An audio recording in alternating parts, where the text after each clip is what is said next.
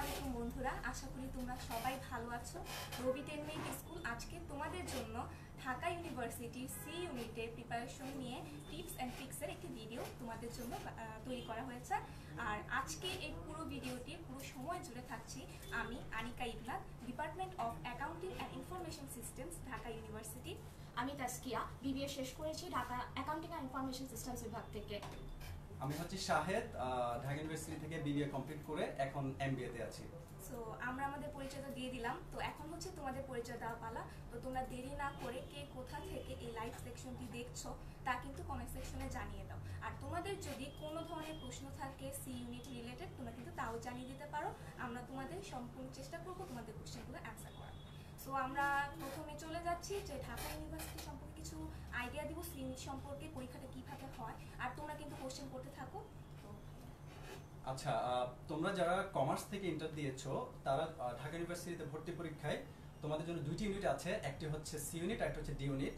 তো আমরা এখানে যে বিষয়গুলো এনেছি এটা হচ্ছে গত বছর ঢাকা বিশ্ববিদ্যালয়ে যে সার্কুলারটা দিয়েছিল ওটার ভিত্তিতে, কেননা এই বছরের সার্কুলারটি এখনো প্রকাশিত হয়নি, সেজন্য আমরা গত বছরের সার্কুলারটি ফলো করব।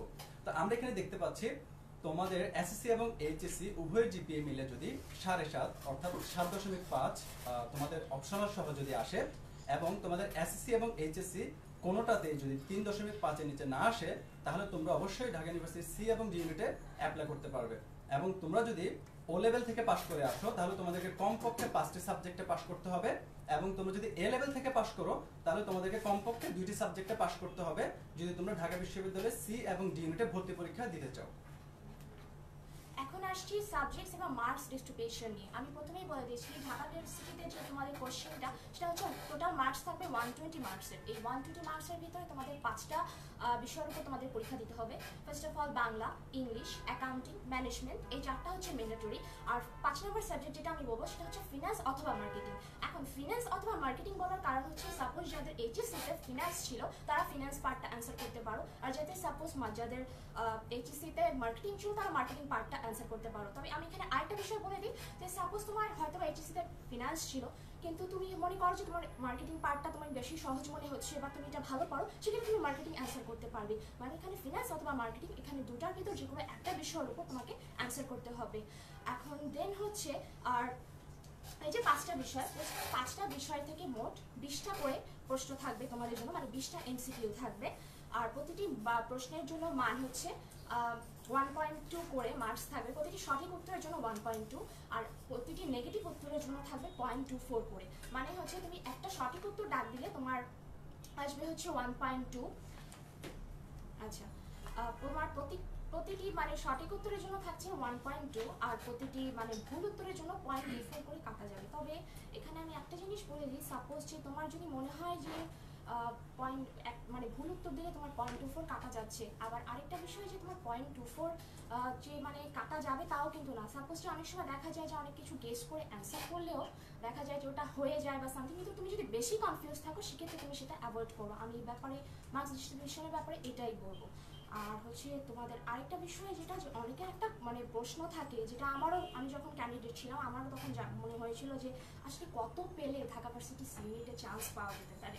সো এটা আসলে মানে ফিক্সড কোনো মানে মানে নাম্বার, এটা আসলে সম্পূর্ণ ডিপেন্ড করছে কম্পিটিশনের উপর। সাপোজ কি তোমার অনেক সময় দেখা যাবে 80-90 এর উপরে থাকলে মানে নাম্বারটা স্কোরটা তোমার জন্য বেটার চান্স পাওয়া যায়, মানে তোমার বেশি ম্যাক্সিমাম তোমার মিনিমাম 80 নম্বরের উপর স্কোরটা থাকতে হবে তোমাকে চান্স পেতে হলে। এর থেকে কমে গেলে চান্স পাওয়ার সম্ভাবনা কিন্তু অনেকটাই কমে যাবে।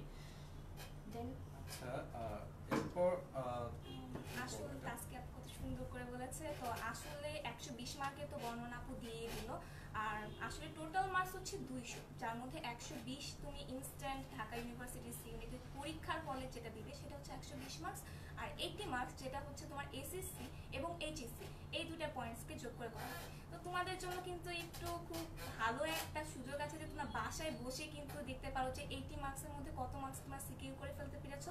সো সেটা কীভাবে করবে আমি সেটা তোমাদের জানিয়ে দিচ্ছি। তোমাদের যে এসএসসি পয়েন্ট আছে, ধরো 5ই ধরে নিলাম, তোমরা জিপিএ 5 পেলে, তো 5কে তোমরা হচ্ছে 6 দিয়ে গুণ করবে। তো 6 দিয়ে গুণ করলে কি হয় 30 হয়, তো এখানে তুমি 30 মার্কস পাচ্ছ।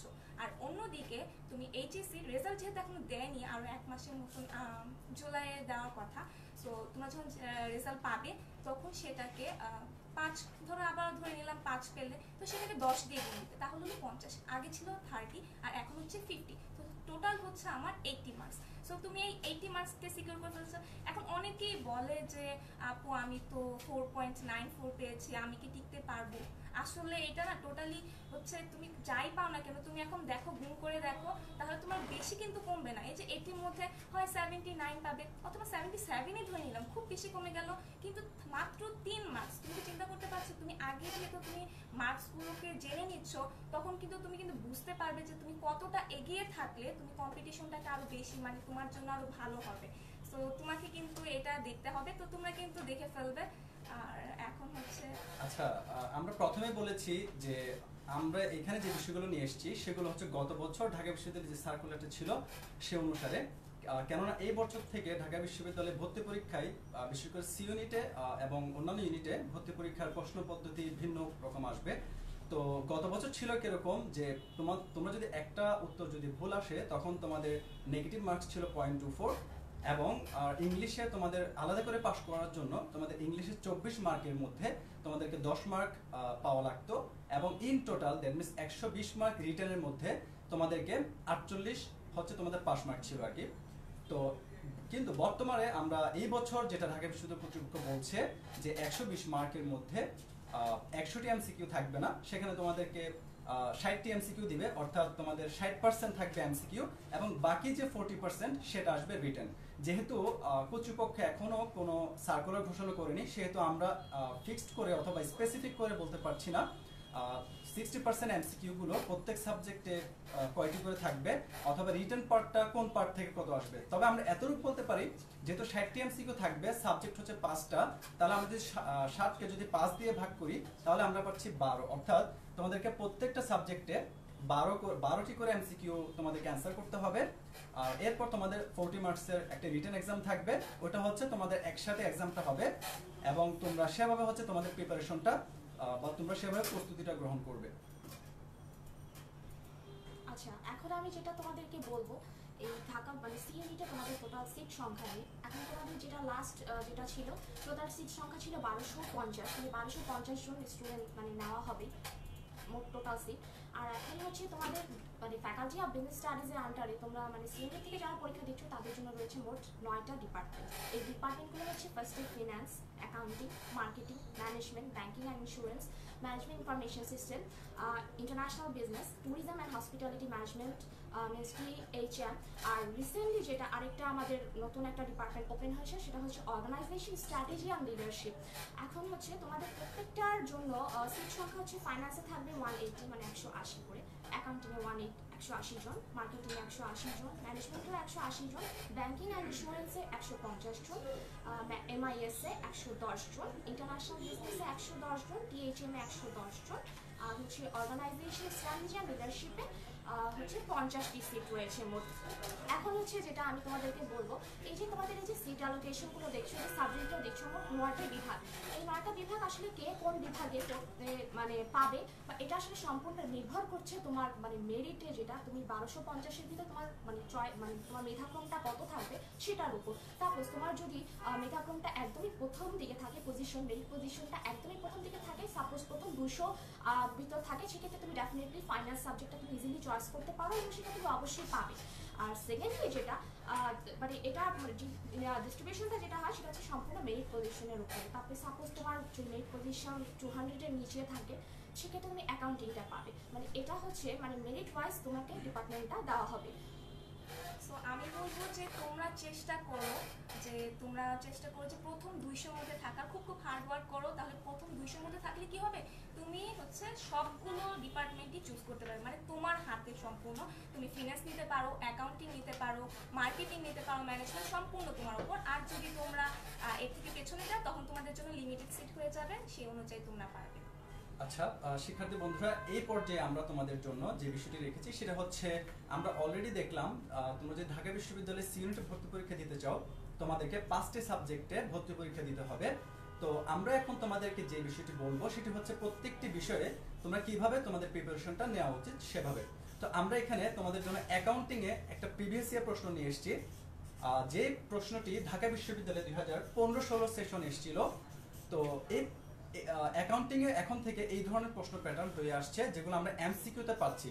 তো এই প্রশ্নটি আমি সলভ করার আগে আমরা দেখতে চাই তোমরা যারা এই লাইভ ভিডিওটি দেখছো তোমরা কমেন্ট সেকশনে জানিয়ে দাও কোনটি অ্যান্সার সঠিক তোমাদের কাছে মনে হয়, এরপর আমরা এটা সলিউশনে চলে যাব। আর হচ্ছে তোমাদের আর কোনো প্রশ্ন থাকলে সি ইউনিট রিলেটেড সেটাও কমেন্ট সেকশনে আমাদেরকে জানিয়ে দিতে পারো, আমরা চেষ্টা করব সেটা উত্তর করার।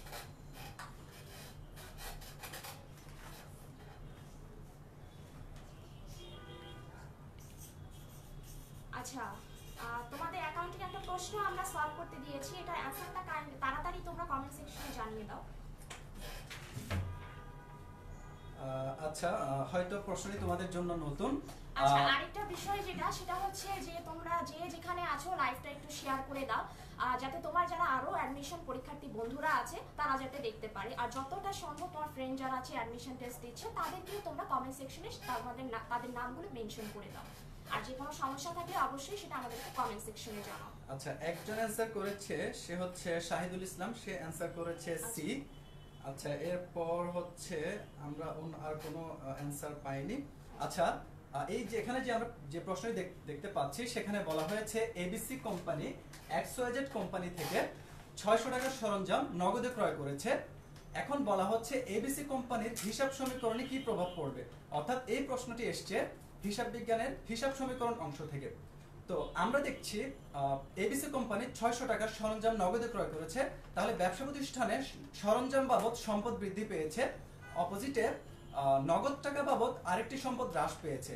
তাহলে আমরা দেখতে পাচ্ছি একটি সম্পদ বৃদ্ধি পেল এবং আরেকটি সম্পদ হ্রাস পেল, কিন্তু অপশনের মধ্যে কোনো অপশনে আমরা দেখতে পাচ্ছি না যে অপশনে সম্পদ বৃদ্ধি আরেকটি সম্পদ হ্রাস। তাই আমরা এটাও বলতে পারি যখন একটি সম্পদ বৃদ্ধি পায় এবং আরেকটি সম্পদ হ্রাস পায় তখন মোট সম্পদ অপরিবর্তিত থাকবে, সেটাও আমরা বলতে পারি। যার কারণে আমরা এখানে অ্যান্সার নিচ্ছি হচ্ছে সি নাম্বার, অর্থাৎ মোট সম্পদে কোনো পরিবর্তন হবে না। আর হচ্ছে তোমাদের অ্যাকাউন্টিং এর জন্য আমরা একটা রেফারেন্স বই তোমাদেরকে দিচ্ছি, যেটা আমি 10 মিনিট স্কুলে স্মার্ট বুক রাইটিং সেকশনে কাজ করে যে বইটা আমি লিখেছি সেটা হচ্ছে অ্যাকাউন্টিং ট্রেজার। তোমাদের যদি অ্যাকাউন্টিং এর বেসিকে কোনো প্রবলেম থাকে তাহলে তোমরা এই বইটি সংগ্রহ করতে পারো। আর হচ্ছে তোমাদের কিন্তু অ্যাকাউন্টিং ফার্স্ট পার্ট থেকে অ্যাকাউন্টিং একটু বেশি কোশ্চেনটা আসতে দেখা যায়, এটা আমি অ্যাড করে দিলাম। আচ্ছা, তো শাহিদুল ভাই কিন্তু আগেই বলেছে যে ইংলিশে কিন্তু 10 মার্কস পেতে হবে, আর 10 মার্কস না পেলে কিন্তু তোমাকে ফেল হিসেবে ধরা হবে। সো তোমাদের সবচেয়ে ইম্পর্টেন্ট যে সাবজেক্ট আমি মনে করি ইংলিশ, তুমি টোটাল যত ভালোই করো না কেন তা না হলে কিন্তু ইংলিশে যদি তুমি 10 এর নিচে পাও তাহলে কিন্তু তোমাকে অকৃতকার্য হিসেবেই ধরা হবে। তো ইংলিশের জন্য এখানে আমি একটা গ্রামারের কোশ্চেন দিয়েছি, তোমরা কমেন্ট সেকশনে তাড়াতাড়ি জানিয়ে দাও এটা অ্যান্সারটা কি হবে। আর তোমরা জানাতে জানাতে আমি ইংলিশ নিয়ে আরো কিছু কথা বলছি, সেটা হচ্ছে যে 3টা পার্ট থাকে সাধারণত, সেটা হচ্ছে গ্রামার, প্যাসেজ আর হচ্ছে ভোকাবুলারি। এর মধ্যে আমি অবশ্যই সবার প্রথমে বলবো ভোকাবুলারির কথা। ভোকাবুলারি থেকে সাধারণত দেখা যায় 4 থেকে 5টা কোশ্চেন আসে। আসলে ভোকাবুলারিও না, পুরো একটা ওরাল সিস্টেম, মানে তুমি যেটা মুখস্থ করে যেটা অ্যান্সার করতে পারবে সেটার মধ্যে ভোকাবুলারি আছে, ইডিয়ম, ফ্রেজ আছে, এরপর হচ্ছে আরও রয়েছে প্রিপোজিশন রয়েছে। সো এগুলো কিন্তু তোমার হাতে, তুমি যত ভালো মুখস্থ করতে পারবে, যত আয়ত্তে আনতে পারবে ততই কিন্তু তোমার জন্য ভালো হবে। আর অন্যদিকে রয়েছে প্যাসেজ, যেটা থেকে 5টা কোশ্চেন আছে। আর তোমরা এটার সাথে মোটামুটি রিলেটেড, তোমরা এইচএসসিতে দিয়েছো প্যাসেজ কোশ্চেন, যেটা এমসিকিউ দিয়ে 5টার মতন আসে। আর গ্রামার যেটা আসে তোমাদের রুলসের মধ্যেই পড়বে। আমি কিন্তু একটা গ্রামার করতে দিয়েছি, তোমরা মনে আছে তো? তোমরা কিন্তু কমেন্ট সেকশনে জানিয়ে দাও, তাড়াতাড়ি আনসারটা আমাদেরকে কমেন্ট সেকশনে জানিয়ে দাও। আর হচ্ছে বরাবর যেটা বললাম যে ভোকাবুলারির প্রতি তোমাদের জানতে হবে ভালো করে। আর হচ্ছে গ্রামারের অ্যান্সারটা জানতে হবে। আচ্ছা, সেকশনে অ্যানসার কি কেউ দিয়েছে? গ্রামার সেকশনে এখানে একজন অ্যানসার দিয়েছে ডি, তোমরা কিন্তু তাড়াতাড়ি অ্যানসার দিয়ে দাও, এবং একজন অ্যানসার দিয়েছে সি। আচ্ছা, আমরা গ্রামারটা একটু খেয়াল করি। এটি ঢাকা বিশ্ববিদ্যালয়ে বিগত বছরগুলির একটি প্রশ্ন যেটি ইংলিশ থেকে এসেছিল।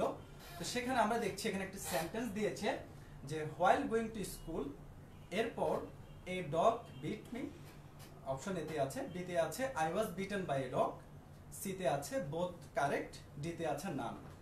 আচ্ছা, এখন একটু খেয়াল করো, এখানে যে গ্রামারটি এসছে এটি তোমরা আগে কিন্তু করে আসোনি। কেন? এটা হচ্ছে ক্লিপস্টোফেল নামক একটি বই আছে যেটা ইংলিশ গ্রামারের জন্য তোমাদের পড়া উচিত, সেই বই থেকে এসছে। তো এখানে বলা আছে হোয়াইল গোয়িং টু স্কুল, এরপর কমার পর তোমার কোন সেন্টেন্সটি কারেক্ট হবে।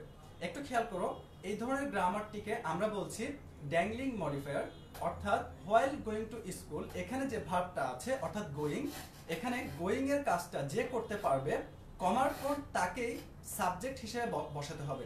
এখন খেয়াল করো, হোয়াইল গোয়িং টু স্কুল অর্থাৎ যে স্কুলে যায়, কমার পর যদি আমরা এ ডগ বসাই, এ ডগ অথবা একটি কুকুর কখনোই কিন্তু স্কুলে যেতে পারে না, অর্থাৎ স্কুলে পড়াশোনা করার জন্য একটা কুকুর কখনোই যেতে পারে না, যার কারণে এই অপশনটা হচ্ছে বাদ। এখন আমরা বিতে আসি, I was beaten by a dog. এক্ষেত্রে দেখো কমার পর আই কে সাবজেক্ট করে বসানো হয়েছে, যেখানে আমি স্কুলে যেতে পারি, যার কারণে আমরা অপশন বি কে বলছি সঠিক উত্তর, যার কারণে এখানে অ্যান্সার নেওয়া হয়েছে বি কে। আচ্ছা, এখন আমরা আচ্ছা, আমি ইংলিশ নিয়ে আরেকটু অ্যাড করতে চাই। ফার্স্ট অফ অল হচ্ছে তোমাদের মানে এখানে ইংলিশে আনিকা ফার্স্টেই বলে দিয়েছে 3টা পার্ট থাকবে ডেফিনেটলি, গ্রামার, প্যাসেজ আর ভোকাবুলারি। এখন আমি তোমাদেরকে ভোকাবুলারির জন্য আমি তোমাদেরকে যেটা বলবো সেটা হচ্ছে ভোকাবুলারির জন্য তোমরা অ্যাডমিশন টেস্টের উপরে শুধুমাত্র ভোকাবুলারির উপর অনেক বই পাবে। সো আমি তোমাদেরকে এটা রিকোয়েস্ট করি যে তোমরা এই ভোকাবুলারি বইগুলো একদম খুব ভালো মতন একদম প্রতিটা ভোকাবুলারি মানে যত ভোকাবুলারি আছে, তারপরে যত প্রিপোজিশন থাকবে, ফ্রেজ আর ইডিয়মস থাকবে, সেগুলো তোমরা খুব ভালো মতন কভার করো। ইনফ্যাক্ট শুধু ভালো না, খুব ভালো মতন, কারণ এগুলো তোমার সিভিতে লাগবে। আর তার থেকে বড় বিষয় যে তোমরা যে এখন যে ভোকাবুলারিগুলো পড়ছো, তোমার হয়তো মনে হতে পারে যে আমি এত ভোকাবুলারি পড়ছি, এত ভোকাবুলারি পড়ে হয়তো বা কি হবে বা সামথিং, এরকম কিছু একটা মনে হতে পারে, বা এখান থেকে আমার কমন আসবে কিনা। আমি তোমাদেরকে যেটা এই ব্যাপারে বলবো সেটা হচ্ছে, হ্যাঁ তোমরা মোটামুটি এখান থেকে ভোকাবুলারি যত তোমরা পড়বে তত তোমাদের মনে থাকবে, কারণ ভোকাবুলারিটা হচ্ছে ডেফিনেটলি আসলে যত বেশি পড়ে পারা যায়, যত বেশি মনে রেখে পারা যায়। আর হচ্ছে তোমাদের ভোকাবুলারিটা যে তোমরা এখন পড়ছো, এটা তোমাদের ক্ষেত্রে তোমাদের পরবর্তী যে স্টেজটা, আমাদের ইউনিভার্সিটিতে কিন্তু সব ইংলিশে থাকে পড়াশোনাগুলো।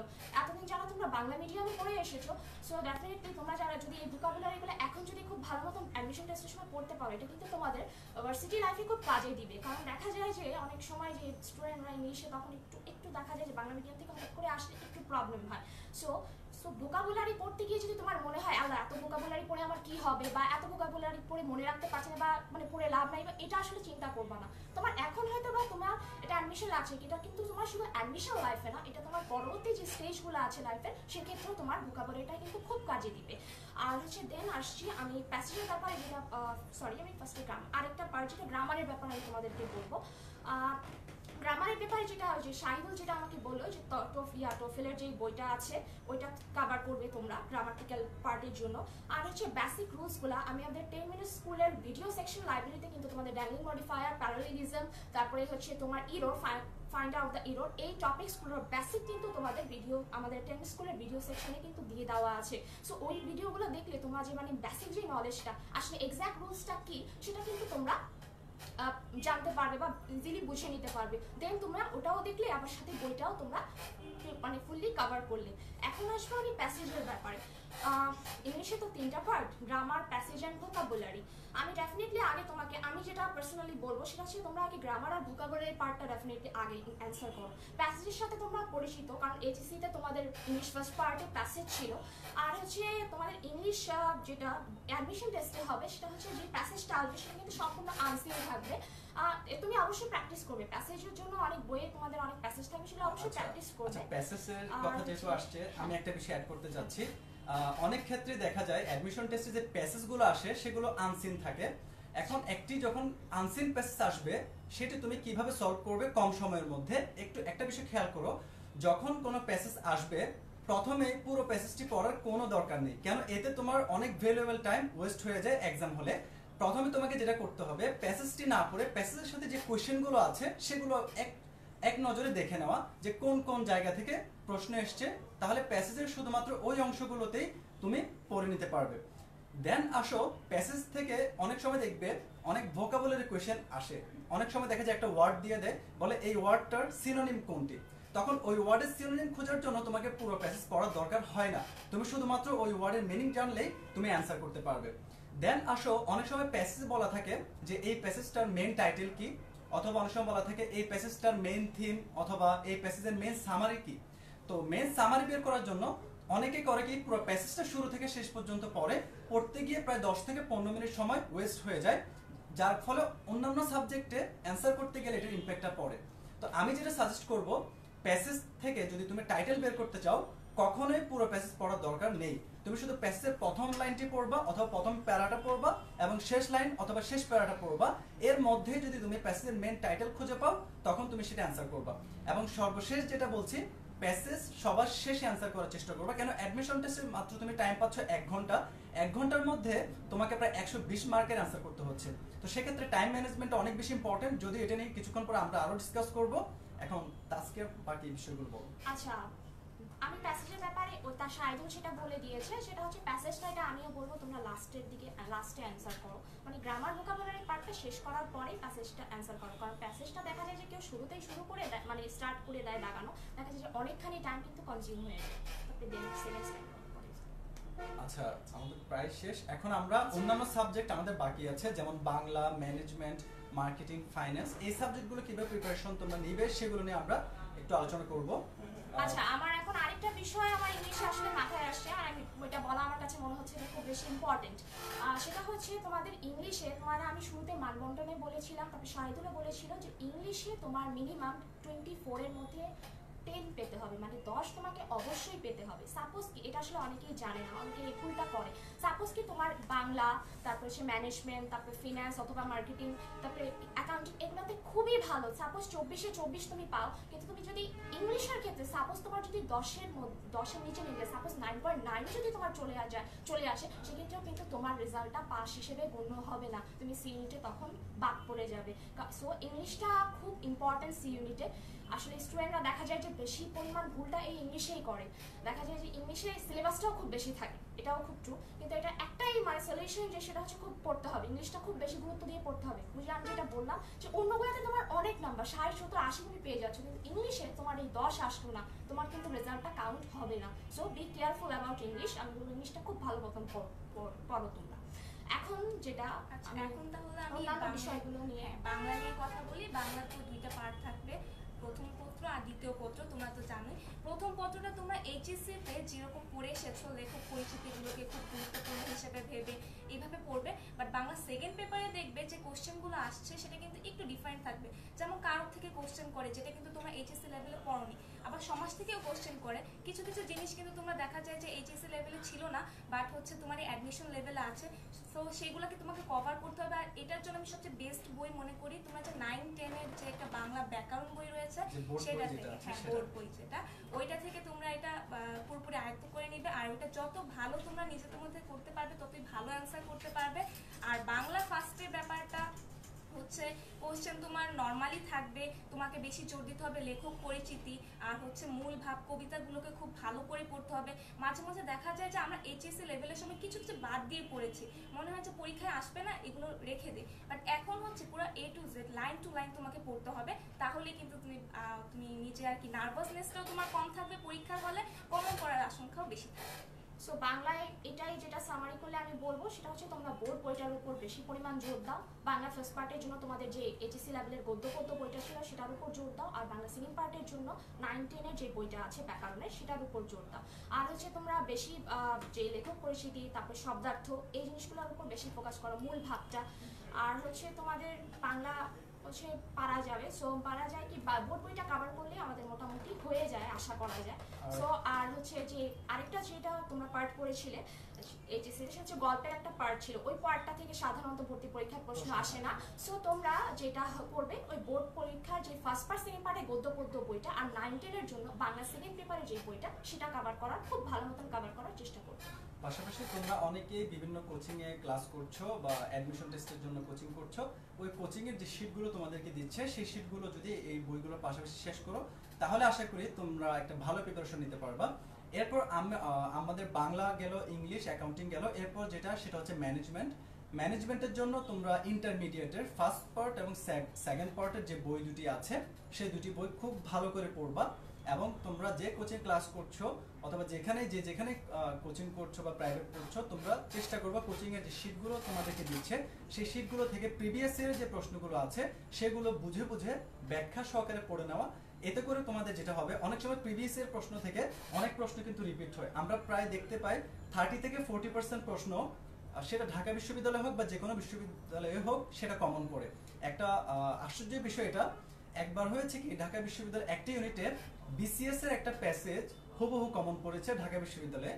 তো অনেকে কিন্তু বিসিএস এর প্রিভিয়াস এর প্রশ্নগুলো পড়ে আসে না। তো আমরা যেটা সাজেস্ট করব, তোমরা অবশ্যই অন্যান্য বিশ্ববিদ্যালয়ের প্রিভিয়াস এর প্রশ্নগুলো দেখবে, পাশাপাশি তোমরা বিসিএস এর প্রিভিয়াস এর প্রশ্নগুলো পড়ে ফেলবে। আর আরেকটা যেটা বিষয় সেটা হচ্ছে প্রিভিয়াস ইয়ারের কোশ্চেন বললে ডেফিনেটলি ঢাকা ভার্সিটি সি ইউনিটের যে প্রিভিয়াস ইয়ারের কোশ্চেনগুলো অবশ্যই ভালো মতো সলভ করো। এই ক্ষেত্রে তোমার যেটা হবে যে কিছু অবশ্যই তুমি কমন পাবা, আশা করা যায়। আর হচ্ছে তোমার আরেকটা যেটা সেটা হচ্ছে তোমার যে কোশ্চেন প্যাটার্নটা, এটা সম্পর্কে কিন্তু তোমার ধারণা মানে অনেকটাই তুমি পেয়ে যাবে তুমি যদি কোশ্চেনগুলো বেশি বেশি পরিমাণ সলভ করো। আচ্ছা, ম্যানেজমেন্ট ফার্স্ট পেপার নিয়ে আমি আরেকটু কথা বলতে চাই যে ম্যানেজমেন্ট ফার্স্ট পেপারে দেখা যায় যে ধারা, অনুচ্ছেদ, আইনগুলো এগুলো কিন্তু আমরা স্কিপ করে যাই যখন আমরা এইচএসসিতে পড়ি। তো এখন কিন্তু এটা করলে চলবে না, তোমার ধারা, অনুচ্ছেদ এগুলো লাইন টু বাই লাইন তোমার পড়তে হবে। সব শেষে আমরা হচ্ছে কিছু কোশ্চেন হয়েছে কমেন্ট সেকশনে, আমরা কোশ্চেনগুলো একটু দেখব। কোশ্চেনগুলো আমরা একটু দেখি তাহলে। আচ্ছা, অনেকে প্রশ্ন করেছে। আচ্ছা, আমি তোমাদেরকে কমেন্ট সেকশনে শায়দুল প্রশ্নগুলো দেখুক, ততক্ষণে আমি তোমাদেরকে অ্যাকাউন্টিং এর ব্যাপারে কিছু মানে কথা বলবো বা সাজেশন দেব। সেটা হচ্ছে যে অ্যাকাউন্টিং এ দেখা যাচ্ছে যে তোমাদের টোটাল 24 মার্কের মধ্যে 20টা প্রশ্ন থাকবে, এমসিকিউ থাকবে। আর হচ্ছে তোমাদের যেটা সেটা দেখা যায় যে একটু ডিফারেন্ট। তোমরা এইচএসসিতে সাপোজ কি একটা অনেক বড় মার্কের একটা টপিকের উপর অঙ্ক করেছো, বা সাপোজ দেখা যায় যে এরকমও হয়েছে যে তোমরা কিছু টপিক বাদ দিয়ে এসেছো। দেখা যায় কিছু টপিক বাদ দিলে দেখা যাচ্ছে হয়ে যাচ্ছে সাপোজ অনাদায়ী পাওনা একটা চ্যাপ্টার বা শেয়ার হোল্ডার শেয়ার ইস্যু একটা চ্যাপ্টার তোমরা হয়তো অনেকে বাদ দিয়ে এসেছো, স্কিপ করে এসেছো এসসিতে। কিন্তু তোমার অ্যাডমিশনের ক্ষেত্রে তোমার কিন্তু এই চ্যাপ্টারগুলো মানে অলমোস্ট বাদ দেওয়া যাবে না। অলমোস্ট যত চ্যাপ্টার ছিল অলমোস্ট সবই তোমার কভার করতে হবে। আর একটু ডিফারেন্ট সেটা হচ্ছে আমি বলবো এই কারণে কোশ্চেন প্যাটার্নের সাথে এইচএসসিতে তুমি একটা বড় প্রশ্ন একটা বড় একটা অঙ্ক তুমি করে এসেছো, কিন্তু তোমার এইচএসসির তোমার অ্যাডমিশন টেস্টে যেটা হয় সেটা হচ্ছে যে অঙ্ক সাপোজ কি তোমার বলা আছে অনাদায়ী পাওনা দেওয়া আছে, পুরাতন অনাদায়ী পাওনা সঞ্চিতি দেওয়া আছে, নতুন অনাদায়ী পাওনা সঞ্চিতি কত, এরকম টাইপের কিছু প্রশ্ন তোমার মানে ম্যাথমেটিক্যাল কোশ্চেনই তোমার থাকবে। দেখা যাবে যে এগুলা দেখা যাবে হঠাৎ করে মানে এমসিকিউ করতে গেলে তোমাদের হয়তো বা তোমরা একটু ঘাবড়ে যেতে পারো। সো এটার একটাই সলিউশন যে আমি বলবো যে তোমার যে ম্যাথগুলো আছে, ম্যাথই বেশিরভাগ আসতে দেখা যায় অ্যাকাউন্টিং এর পার্টগুলোতে। সো এই যে ম্যাথগুলো থাকে যেটা তোমরা যারা কোচিং করছো কোচিং এর শিটগুলোতে তোমরা অবশ্যই পাবা যে ম্যাথগুলো থাকে। তারপরে হচ্ছে যারা বই সলভ করছো বাসায় বসে যারা করছো তার বইগুলোতে দেখবা যে প্রচুর প্রশ্ন থাকে এই ম্যাথমেটিক্যাল গুলো মানে আমার সলিউশন সহ থাকে। সো ওগুলো তোমরা বেশি বেশি প্র্যাকটিস করো, কারণ ম্যাথ তোমার আসবে। আর হচ্ছে তোমার যেটা অ্যাকাউন্টিং এর ম্যাথগুলো তোমার পারতেই হবে। দেখা যায় যে তোমার ম্যাক্সিমাম স্টুডেন্ট বেশি নাম্বার ফল করে হচ্ছে অ্যাকাউন্টিং আর ইংলিশে। সো আমি বলবো যে অ্যাকাউন্টিং এর জন্য ম্যাথগুলোর উপর বেশি জোর দাও, ম্যাথগুলো বেশি বেশি করো। কারণ হচ্ছে এই মানে তুমি এইচএসসি লেভেলে যেভাবে অঙ্ক করে এসেছে তার থেকে কিছুটা মানে সব ডিফারেন্ট না, অবশ্যই ডিফারেন্ট না, নিয়ম এক। বইগুলো থাকে অ্যাডমিশন টেস্টের জন্য তোমাদের ওই চ্যাপ্টারগুলা যে চ্যাপ্টার খুব শর্ট করে কিন্তু দেওয়া থাকে, মানে যে মূল বিষয়টা থাকে সেটা কিন্তু বই খুব সুন্দর করে শর্ট আকারে দেওয়া থাকে। ওগুলো খুব ভালো মতন পড়ো, দেখবে যে তাহলে কিন্তু সময়টা একটু অনেকখানি বেঁচে যাচ্ছে। অনেকেরই কিন্তু আমি একটু অ্যাড করবো যে অনেকেরই কিন্তু শুধু ইংলিশে পাস করা মানে পাস করাই কিন্তু মেইন টার্গেট থাকে না, তার পছন্দের বিষয়গুলো কিন্তু নিতে হয়। এর জন্য আমি বলবো যে ফিন্যান্স বা মার্কেটিং এর কথাটা কিন্তু আমরা এখনো বলিনি, ওটা বলবো যে ইংলিশে মনে করো তুমি পাস করে ফেললে, বাট ফিন্যান্স অথবা মার্কেটিং এর যেগুলো আসবে খুব সোজাই আসে, তো সেটা তোমাকে কিন্তু তোমার নাম্বার আরো বেশি করতে তোমাকে হেল্প করবে। তো ফিন্যান্স আর মার্কেটিং এর ব্যাপারটা বলবো এইচএসসি লেভেলে কিন্তু তোমরা অপশনাল সাবজেক্ট নিয়ে থাকো। অনেকে মার্কেটিং নেয় অথবা অন্যান্য সাবজেক্ট নিয়ে থাকে, কেউ আবার ফিন্যান্স নেয় মার্কেটিং নেয় না, মার্কেটিং নেয় ফিন্যান্স নেয় না, অথবা ফিন্যান্স মার্কেটিং দুটোই নেয়। যারা ফিন্যান্স নেয় তারা তো অবশ্যই ফিন্যান্স অ্যান্সার করবে, আর যারা মার্কেটিং নেয় মার্কেটিং, কারণ তাদের আলাদা একটা ধারণা থাকে আগে থেকে। আর যারা হচ্ছে ফিন্যান্স আর মার্কেটিং দুটোই নেয় তার মধ্যে তোমার যেটা পছন্দ সম্পূর্ণ তোমার উপর নির্ভর করবে, তোমাদের যেটা পছন্দ হয় তোমরা সেটা নিয়ে অ্যান্সার করতে পারবে। আচ্ছা, ফিন্যান্স আর মার্কেটিং ব্যাপারে আমি আরেকটু অ্যাড করবো, সেটা হচ্ছে মার্কেটিং এর ক্ষেত্রেও তোমরা যেটা যে যারা কোচিং করছো তারা শিটগুলো ডেফিনেটলি পড়বে। তারপরে বইয়ে যেটা আমি বইয়ে খুব বেশি জোর দিই, কারণ বইয়ে দেখা যায় খুব সুন্দর করে বোঝানো থাকে, সো ওটা বারবার করে পড়বে। আর হচ্ছে প্রিভিয়াস ইয়ারের কোশ্চেনগুলো তো দেখবি। এই গেল মার্কেটিং এর ব্যাপারে আমি এতটুকুই বলবো। আর হচ্ছে ফাইন্যান্সের ব্যাপারে যেটা আমি বলবো, ফাইন্যান্সে তোমরা অনেক এইচএসসি লেভেলে অনেক সূত্র করে এসেছো, দেখা যাবে যে সূত্র রিলেটেড অনেক ম্যাথ হয়তো বা আসতে পারে, সো ওগুলা ভালো মতো সলভ করবে, সূত্রগুলো বেশি বেশি মাথায় রাখার চেষ্টা করবে। আচ্ছা, এখানে সাকিব প্রশ্ন করেছে যে বিজনেস স্টাডিজ এর স্টুডেন্টদের কোন কোন ইউনিটে এক্সাম দিতে পারবে অথবা আমরা সাজেস্ট করছি। আমরা প্রথমে বলেছি ঢাকা বিশ্ববিদ্যালয়ে বিজনেস স্টাডিজ এর যারা স্টুডেন্ট তারা হচ্ছে সি এবং ডি উভয় ইউনিটে ভর্তি পরীক্ষা দিতে পারবে। তবে আমি যেটা তোমাদেরকে সাজেস্ট করব সেটা হচ্ছে তোমার প্রথম টার্গেট থাকা উচিত সি ইউনিট। কেন একজন বিবিএ হচ্ছে একজন কমার্স স্টুডেন্টের মেইন ড্রিম থাকে অথবা তার প্রধান স্বপ্ন থাকে হচ্ছে সে বিবিএ পড়বে, তাই তোমার প্রিপারেশন নেওয়া উচিত হচ্ছে সি ইউনিটের জন্য অথবা বিবিএ এর জন্য। এরপর হচ্ছে তোমার বাই চান্স যদি তোমার বিবিএ তে ওয়েটিং এ আসে অথবা না আসে, তখন তুমি আবার ডি ইউনিটের জন্য এক্সট্রা করে তুমি আবার প্রিপারেশন নিতে পারবা। তো এটা হচ্ছে তোমার প্রতি সাজেশনস। এবং আরেকজন কমেন্ট করেছে যে ক্লিপস এবং ব্যারন্স টোফেল কিভাবে পড়বে। আমি প্রথমে তোমাদেরকে বলেছিলাম ইংলিশের জন্য অর্থাৎ ইংলিশের গ্রামারের জন্য ক্লিপস টোফেল বইটা খুব ইম্পর্টেন্ট, কেন এই বই থেকে অনেক সময় হুবহু গ্রামার কমন পড়ে থাকে। কিন্তু আমি যে বিষয়টা অনেক ক্ষেত্রে ফেস করি, অনেক স্টুডেন্ট আমাকে বলে যে ভাইয়া ক্লিপস টোফেল পড়বো নাকি ব্যারন্স টোফেল পড়বো নাকি পিটারসন টোফেল পড়বো, আরো অনেক টোফেল আছে। তো আমি যেটা সাজেস্ট করি, তুমি ক্লিপস টোফেল পড়তে পড়তে তোমার প্রায় 3 থেকে 4 মাস সময় লেগে যাবে একটা টোফেল ভালো করে শেষ করতে। তো এই ক্লিপস টোফেলটা ভালো করে শেষ না করে অনেকে ব্যারন্স টোফেলে চলে যায়, অনেকে পিটারসন পড়তে যায় কিন্তু বুঝে না। তো আমি যেটা সাজেস্ট করি, ক্লিপস টোফেলটা তুমি যদি ভালো করে শেষ করতে পারো, তাহলে আমার মনে হয় অন্য কোনো টোফেল তুমি যদি নাও পড়ো, তাহলে তোমার ক্লিপস টোফেল দিয়ে তুমি গ্রামারটা পার পেয়ে যাবা। কেননা অনেক ক্ষেত্রে দেখা যায় কি 3-4টা টোফেল একসাথে পড়তে গিয়ে একটাও ভালো করে পড়া হয় না, যার কারণে তোমার গ্রামার পার্টে তো উইকনেসটা থেকে যায়। কেননা ক্লিপস টোফেলে যে গ্রামারগুলো আছে, ব্যারন্স টোফেলে সেম গ্রামার, পিটারসনে অলমোস্ট সেম গ্রামার, জাস্ট উপস্থাপনটা ডিফারেন্ট হয়েছে আর কি।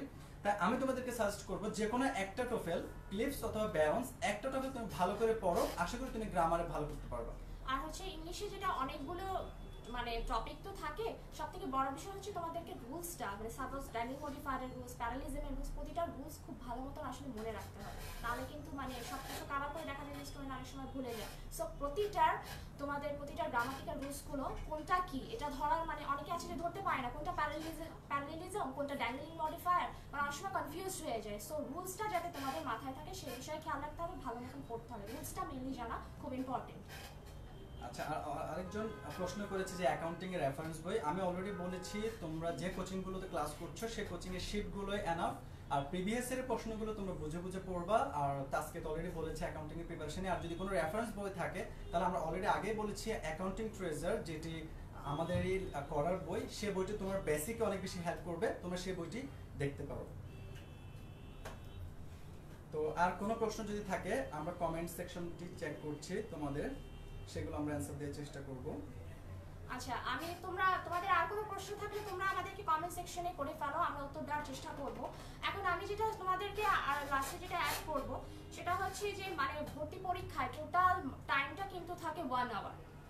এখন এই 1 আওয়ার টাইমটা তুমি যেমন এইচএসসি লেভেলে তোমার যেটা কি হয়েছে, তুমি প্রত্যেকটা সাবজেক্ট আলাদা আলাদা পরীক্ষা দিয়েছো। সাপোজ বাংলার জন্য তুমি বাংলা পরীক্ষায় তুমি বাংলা প্রিপারেশন নিয়ে গেছো, ইংরেজি পরীক্ষায় তুমি ইংরেজি প্রিপারেশন নিয়ে গেছো, কিন্তু তোমার অ্যাডমিশন টেস্টে কি হচ্ছে, এই যে তোমার 5টা বিষয় তোমার এই 1 ঘন্টা সময়ের ভিতরে পরীক্ষা দিতে হচ্ছে, আর এই 5টা বিষয়ের প্রিপারেশন তোমার একদিনে নিতে হচ্ছে, যেটা কিন্তু একটু ডিফারেন্ট বা একটু ট্রিকি বলতে বা একটু কঠিন। কারণ এইচএসসি তে তুমি বিষয়গুলো আলাদা আলাদা পরীক্ষা দিয়েছো, কিন্তু তোমার অ্যাডমিশন টেস্টে কি হচ্ছে, এই 1 ঘন্টায় তোমাকে সবগুলো বিষয় তোমার মনে রাখতে হচ্ছে, সবগুলো বিষয় তোমাকে উত্তর করতে হচ্ছে।